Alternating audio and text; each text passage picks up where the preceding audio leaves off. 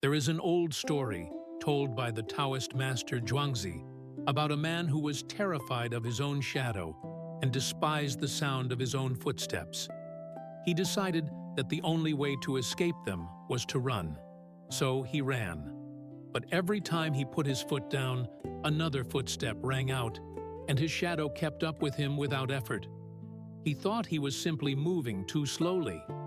So he ran faster and faster until he was sprinting under the midday sun. He never stopped, convinced that one final burst of speed would set him free. Finally, his chest heaved, his heart gave out, and he collapsed, dead from exhaustion. The tragedy of this man is not that he was slow. It is that he did not understand the nature of things. If he had simply stepped into the shade of a tree, his shadow would have vanished. If he had simply sat down and remained still, his footsteps would have fallen silent. We listen to this story and we pity him. But look closely at your own life. We are this runner. We sleep for 8 hours, yet we wake up heavy, as if we have been carrying stones in our dreams. We drink coffee to force our eyes open, but the fog behind them remains thick. We are frantic, running from task to task, notification to notification, believing that if we just get enough done, we will finally earn the right to rest. But the shadow follows. We are not tired because of what we do. We are tired because of what we are running from. Today, let us stop running. Let us step into the shade together. This brings us to the bridge of our current reality. Why does a society with so many labor-saving devices feel so incredibly heavy? We have dishwashers, cars, and algorithms, yet we have no energy. This is because we are misdiagnosing the pain. We treat our exhaustion as a physical problem, a lack of calories, or a lack of sleep. But the Taoists would say we are suffering from the depletion of Jing, our essential essence, our deep life battery. Physical tiredness is cured by sleep, but soul fatigue is different. You can sleep for 12 hours and still wake up with a withered spirit. It feels like a subtle vibration of anxiety that never quite turns off. It is the feeling of being a phone that is plugged into the wall but never charges past 10%. We live in a culture that tells us to manage our time, to hack our schedules, to pour more caffeine into the system, but this is like pouring water into a cracked cup. It does not matter how much energy you pour in if the vessel is leaking. And my friends, our vessels are leaking everywhere. We don't need more energy. We need to find the cracks and seal them with gold. Let us look at the first and largest crack in our cup. The concept of qi leakage, or internal friction. When we think of work, we think of lifting boxes or typing reports. But the most exhausting labor a human being can perform is the labor of fighting reality. The Tao Te Ching tells us, nature does not hurry, yet everything is accomplished. But we are always hurrying, even when we are sitting still. This is the internal civil war. Consider the last time you were stuck in traffic. The cars were not moving. This was the reality. But inside your mind, a war began. You gripped the steering wheel, your stomach tightened, and your mind screamed, "I should not be here! This should be moving!" This resistance did not move the cars 1 inch, but it burned more metabolic energy than if you had walked a mile. This is qi leakage. We spend vast amounts of our vital force wishing the present moment was different than it is. We wish our colleague wasn't so loud. We wish the rain would stop. We wish the internet was faster. Every wish that opposes reality is a hemorrhage of energy. We are fighting a battle we cannot win against the universe itself, and then we wonder why we are exhausted by noon. And then there is the monkey mind. It is said that the brain consumes roughly 20% of the body's energy. But for the modern, anxious mind, I suspect it is much higher. We do not just think, we ruminate. We cultivate a voragem of thoughts that spin in endless, fruitless circles. You are trying to eat your breakfast, a simple act of nourishment. But you are not tasting the toast. You are replaying an argument from 3 days ago, sharpening your retorts, winning a debate that is already over. Or you are projected 10 hours into the future, worrying about a meeting that has not happened. This is not thinking, this is burning. Zhuangzi speaks of the fasting of the heart. This is not about starving yourself of food, but starving the mind of its obsession with the past and future. When the mind is loud, the body cannot renew itself. We must learn to catch these loops. When you find yourself arguing with a ghost in the shower, realize, I am leaking. This mental friction manifests physically. We wear our tension like armor. Scan your body right now as you listen to my voice. Where is your tongue? Is it pressed against the roof of your mouth? Is your jaw clenched? Are your shoulders up by your ears, guarding your neck? This armor is heavy. We walk around carrying this invisible weight, bracing for a blow that never comes. In Taoist medicine, stagnant qi creates blockages. When we hold this tension, the river of energy cannot flow, and the water becomes swampy and toxic. This lethargy you feel is often just solidified fear stored in the trapezius muscles. To release the jaw is to release the energy back into the system. So, how do we stop the leak? We must learn the practice of letting flow. We must become like water. When water meets a rock in the river, it does not argue with the rock. It does not say, "You should not be here." It flows around it. It finds the path of least resistance. When a problem arises today, an unexpected bill, a rude comment, visualize yourself as water. Do not crash against it. Flow around it. Acceptance is not passivity. It is the conservation of energy for things that actually matter. This leads us deeper into the second great exhaustion, the trap of performance. We live in a world that worships the grind. We are told that if it doesn't hurt, it doesn't count. But the Tao teaches us the opposite. It teaches Wu Wei, effortless action. There is a famous story of Butcher Ding. He was a cook who cut up oxen for the king. The king asked him how he managed to keep his knife so sharp after 19 years. Ding replied that ordinary butchers hack at the bone, so they need a new knife every month. Good butchers cut through the tendons, so they need a new knife every year. But Ding? He said, I observe the natural structure. I slide the blade into the empty spaces between the joints.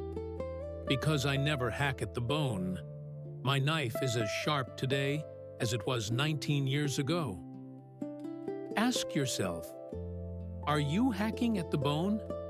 In your career, in your relationships, are you forcing things?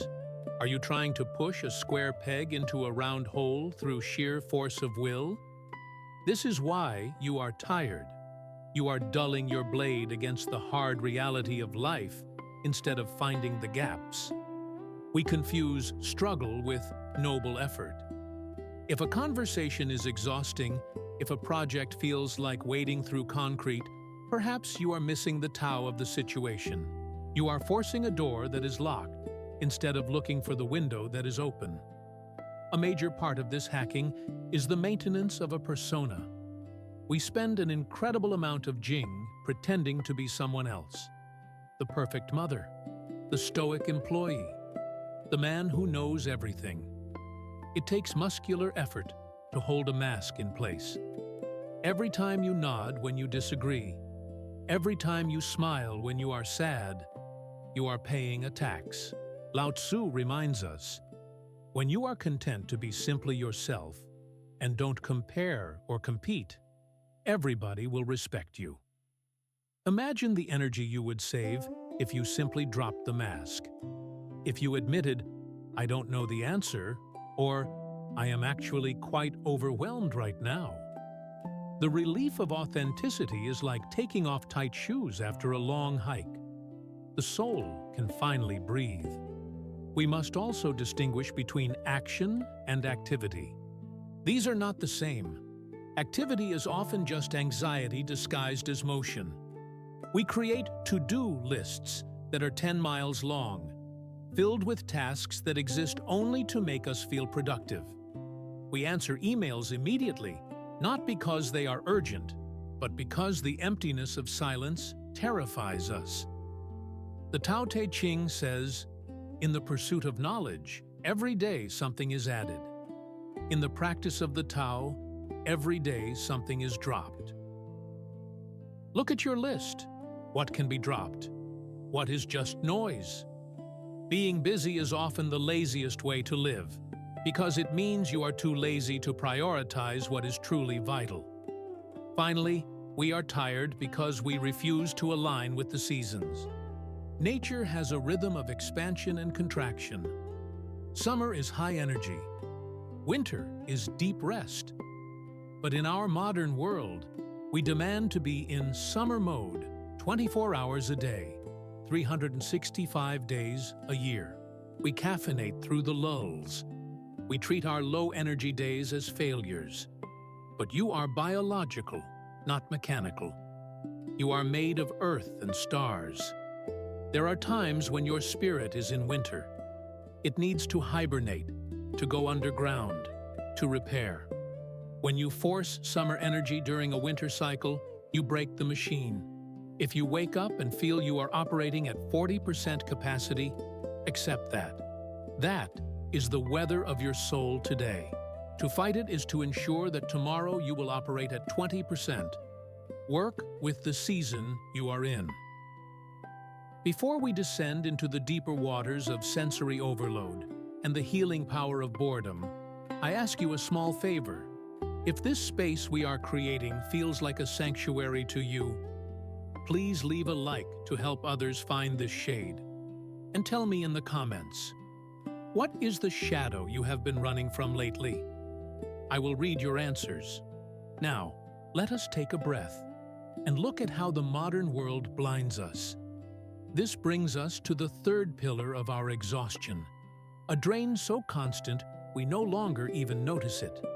Sensory overload, or what the ancients called the blinding by the 5 colors.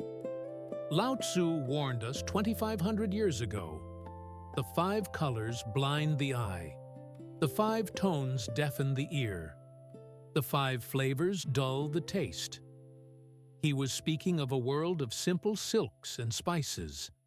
Imagine what he would say today. Standing in the middle of Times Square, or worse, scrolling through the infinite neon bazaar of a smartphone screen. We are not just tired, we are overexposed. We are like film left out in the sun. Our images are washing out because there is simply too much light. We must understand the stimulation tax. We treat our attention as if it were an infinite resource, but it is a biological currency.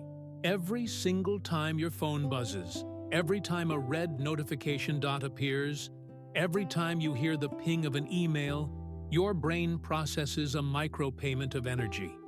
It shifts focus, assesses a threat, and releases a drop of cortisol or dopamine.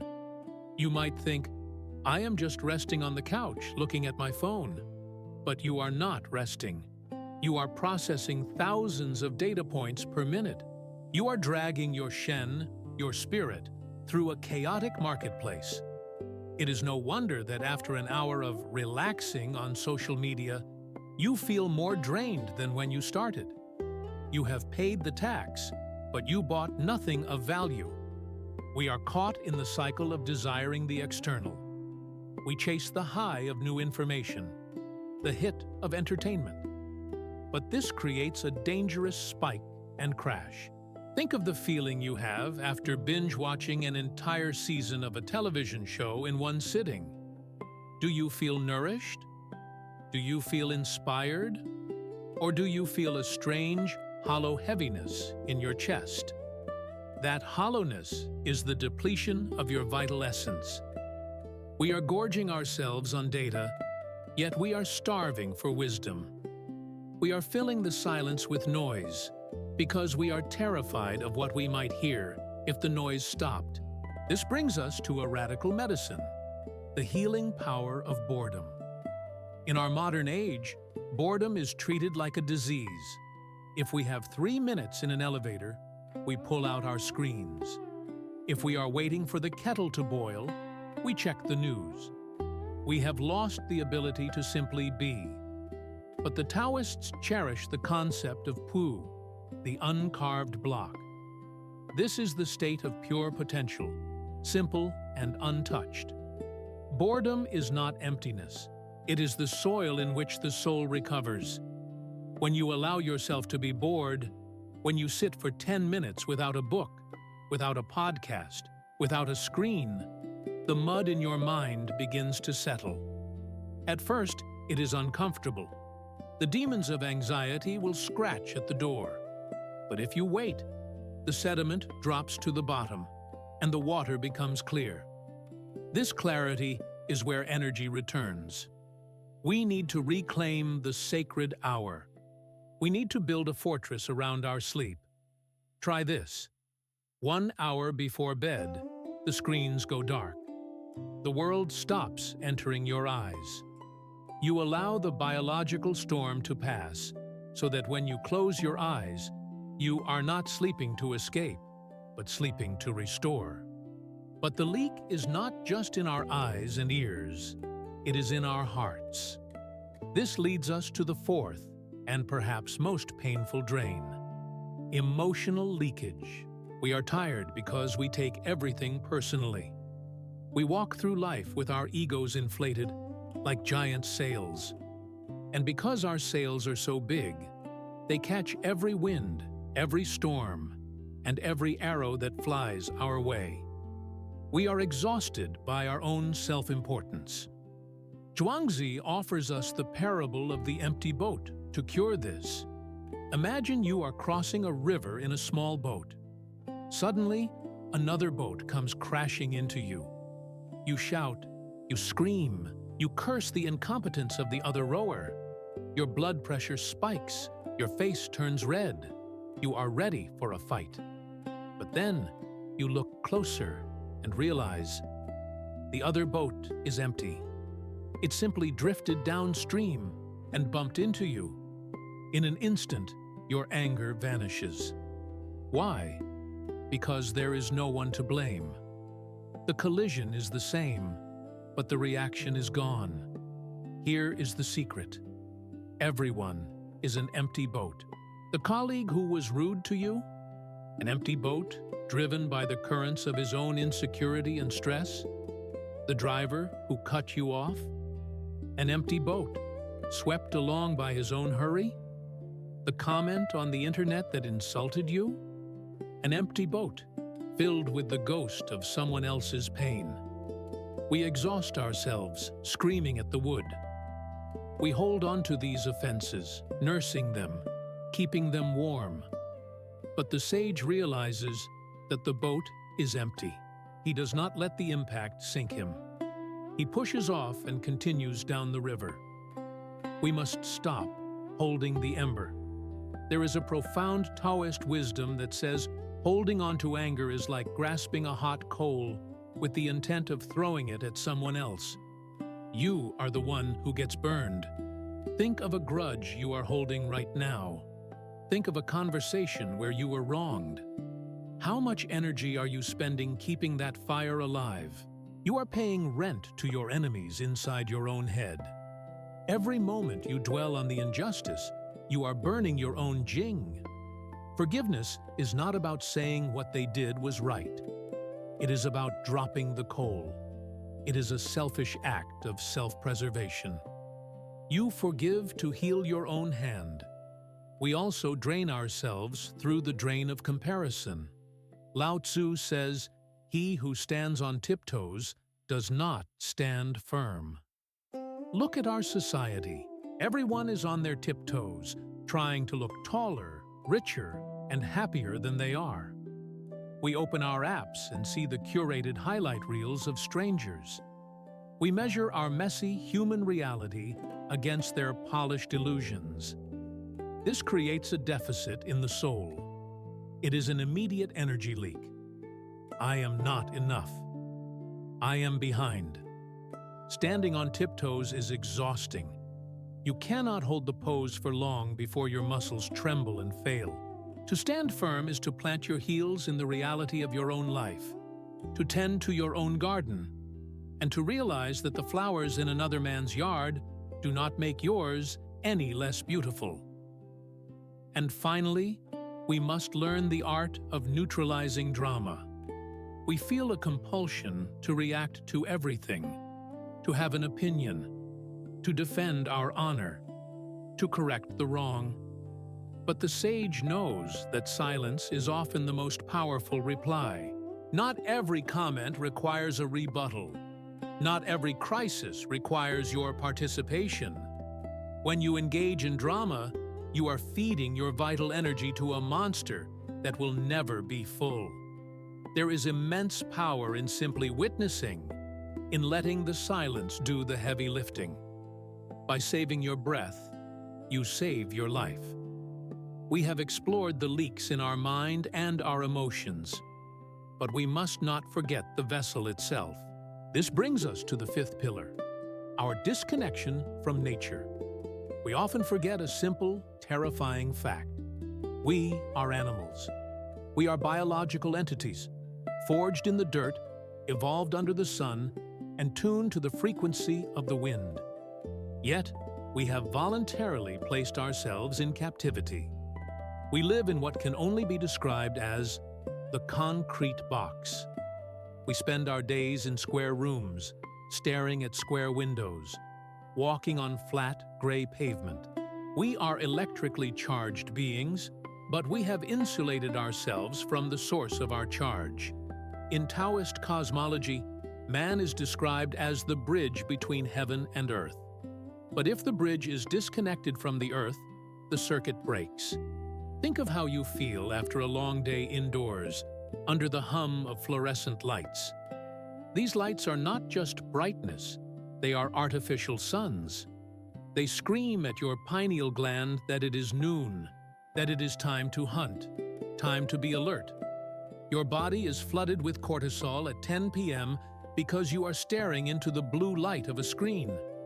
You are jet-lagged not by travel across time zones, but by travel away from nature. We are confusing our ancient biology with our modern technology, and the body is exhausted from the confusion. We need the healing power of trees. This is not poetic sentimentality. It is vibrational necessity. The Japanese practice Shinrin-yoku, or forest bathing, but the Taoists understood this millennia ago. The city vibrates at a frantic, high frequency. The sound of sirens, the hum of electricity, the rush of traffic. The forest vibrates at a slow, deep frequency. When you walk among trees, a process of osmosis occurs. Your nervous system begins to mimic the environment. The trees act as a tuning fork. If you are vibrating with anxiety, and you stand next to an oak tree for 20 minutes, you do not change the tree. The tree changes you. It pulls your frenetic rhythm down to the pace of growth. Slow, steady, inevitable. We are starving for this slowness. We must relearn to honor the sun and moon cycles. We live in a culture of eternal summer, eternal noon. We want to be productive at midnight, but this is a violation of the yin and yang. Yang is the sun, the action, the heat. Yin is the moon, the rest, the cool. When the sun goes down, the world prepares to sleep. The birds go quiet. The flowers close. Only the human forces himself to stay awake, stimulated by chemicals and screens, pushing against the heavy blanket of the night. To reclaim your energy, You must surrender to the dark. You must allow the twilight to enter your home. Dim the lights. Let the body know that the time for striving has ended, and the time for gathering has begun. And practically, we need physical grounding. How long has it been since your bare skin touched the surface of the earth? Not concrete, not tile, not carpet. Earth, dirt, grass. In Qigong theory, we accumulate stale, positive ions from our electronic environment. The earth is a massive reservoir of negative ions. When you take off your shoes and stand on the grass, there is a literal electrical exchange. You discharge the static of the city and absorb the stillness of the soil. It takes 5 minutes, yet we go years without doing it. We are batteries that have forgotten where the charger is. This leads us, finally, to the sixth and most difficult pillar: the art of doing nothing. The concept of Wu. In our world, nothing is a dirty word. If you are doing nothing, you are lazy. You are wasting time. You are failing. But the Taoist sees nothing as the source of everything. Lao Tzu gives us the image of the clay pot. He says, "We mold clay into a pot, but it is the emptiness inside that makes the vessel useful." Look at the room you are sitting in. Is it the walls that make it useful? No, it is the empty space between the walls where you can live. We are obsessed with the clay, the career, the possessions, the achievements. But we have no empty space inside to hold them. We are solid blocks of busyness. We have no room for inspiration, no room for peace, no room for the Tao to enter. We need to carve out useless time, time that has no goal, time that is not for improving yourself, time that is simply empty. We must distinguish between sleep and deep rest. You can sleep for 10 hours and not rest. If you collapse into bed exhausted and your dreams are filled with stress, you are not resting. You are rebooting a crashed computer. Deep rest requires safety. It requires zuowang, sitting and forgetting. It is the conscious act of surrendering the weight of the world while you are still awake. It is lying on the floor, feeling the support of the ground, and whispering to your muscles, "You can let go now. The guard is down." Why do we resist this? Because of the fear of stillness. We are terrified of the silence. Because in the silence, the monsters come out.